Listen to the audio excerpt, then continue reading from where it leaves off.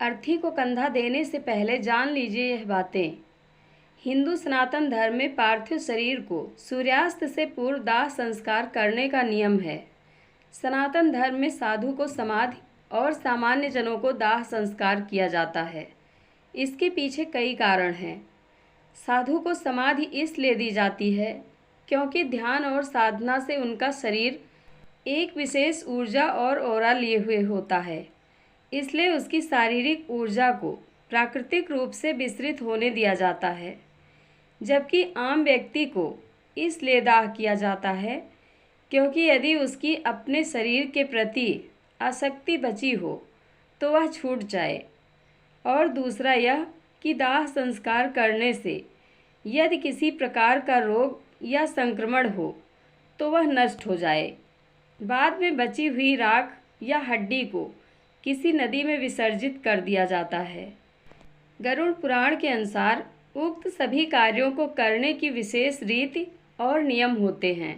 रीति और नियम से किए गए कार्य से ही आत्मा को शांति मिलती है और अगले जन्म अर्थात नए शरीर में उसके प्रवेश के द्वार खुलते हैं या वह स्वर्ग में चला जाता है।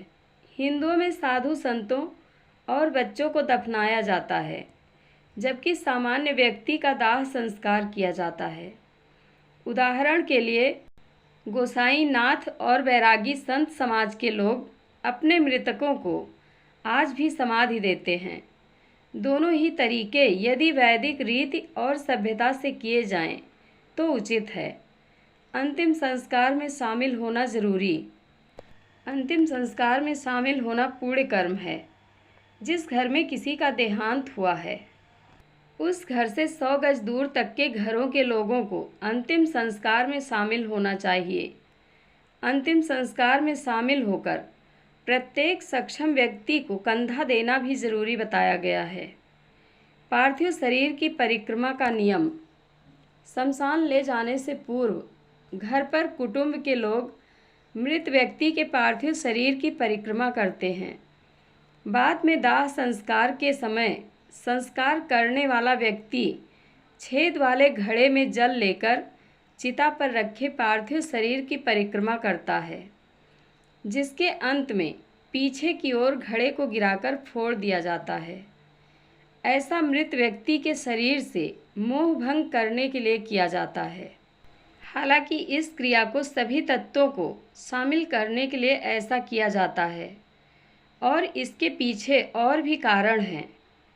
दरअसल इसका एक अर्थ यह भी है कि हमारा जीवन उस छेद रूपी घड़े के समान है जिसमें आयु रूपी पानी हर पल गिरते हुए कम हो रहा है और जिसके अंत में सब कुछ छोड़कर जीवात्मा के परमात्मा में लीन होने का समय आ जाता है।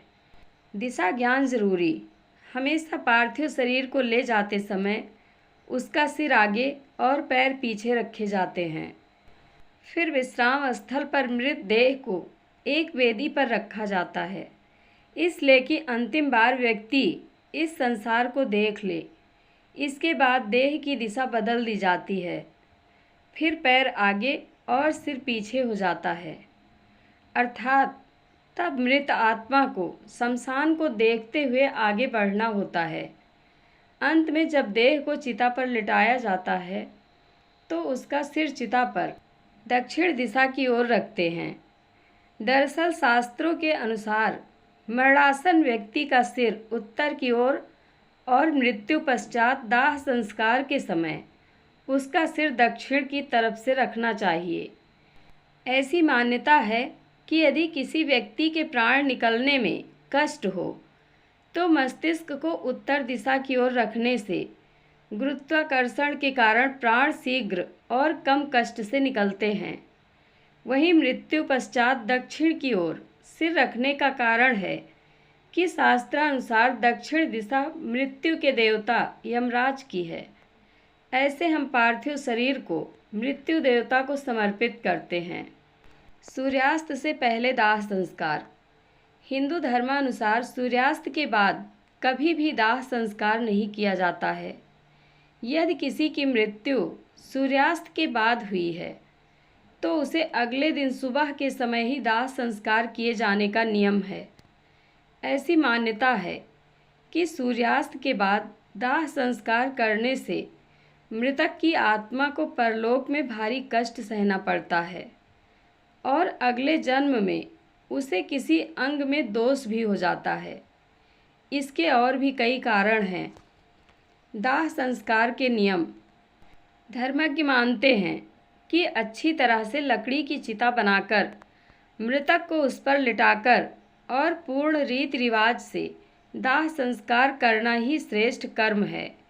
अन्य तरीके से दाह संस्कार करना धर्म विरुद्ध है। इस क्रिया को धार्मिक रीति से संपन्न करना चाहिए। मृतकों के साथ पेश किए जाने वाले तरीकों से हमारे सभ्य या असभ्य होने का पता चलता है।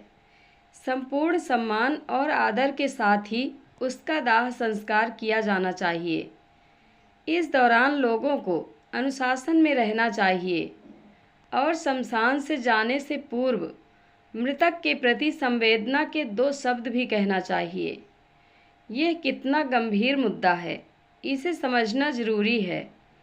वैदिक रीति को छोड़कर देश भर में अर्थी सजाने, उसे ले जाने या उसे जलाने के अजीब तरीके निर्मित हो गए हैं। हम यह नहीं कह रहे हैं कि आर्य समाज के तरीके से मृतक का दाह संस्कार किया जाए, क्योंकि वह भी उचित नहीं है। मृतक को वैदिक या पौराणिक तरीके से ही अग्निदाह देना चाहिए। मुक्तिधाम के नियम। मुक्तिधाम या शमशान में कई लोग हंसी मजाक करते या किसी प्रकार की अनुचित वार्तालाप करते हैं, क्योंकि वह यह नहीं जानते हैं कि उन पर क्षेत्रज्ञ देव की नज़र होती है। हंसी मजाक करने वाला व्यक्ति यह भी नहीं जानता है कि उसे भी मरने के बाद यहीं पर लाया जाएगा। तब क्षेत्रज्ञ देव उसके साथ क्या करेंगे, यह वही जानते हैं। मुक्तिधाम यम का क्षेत्र होता है, जहाँ पर यमदेव की ओर से एक क्षेत्रज्ञ देव नियुक्त होते हैं। प्रत्येक क्षेत्र के क्षेत्रज्ञ देव होते हैं और सभी के अलग अलग कार्य होते हैं। जीव की उत्पत्ति पंच तत्व से मिलकर हुई है। देहांत के बाद सभी तत्व अपने अपने स्थान पर पुनः चले जाते हैं। पंच तत्वों से उसकी विदाई का क्रम गरिमामय ढंग से अपनाया और किया जाना चाहिए। पंच तत्व के पूर्ण विधान से ही व्यक्ति की आत्मा को देह और मन के बंधन से मुक्ति मिलती है, जिसके माध्यम से वह अपने अगले जन्म की यात्रा पर निकल जाता है। अन्येष्टि कर्म और उसके बाद किए जाने वाले कर्म को सही तरीके से नहीं किए जाने से मृतक की आत्मा भटकती रहती है या वह प्रेत योनि धारण कर लेती है।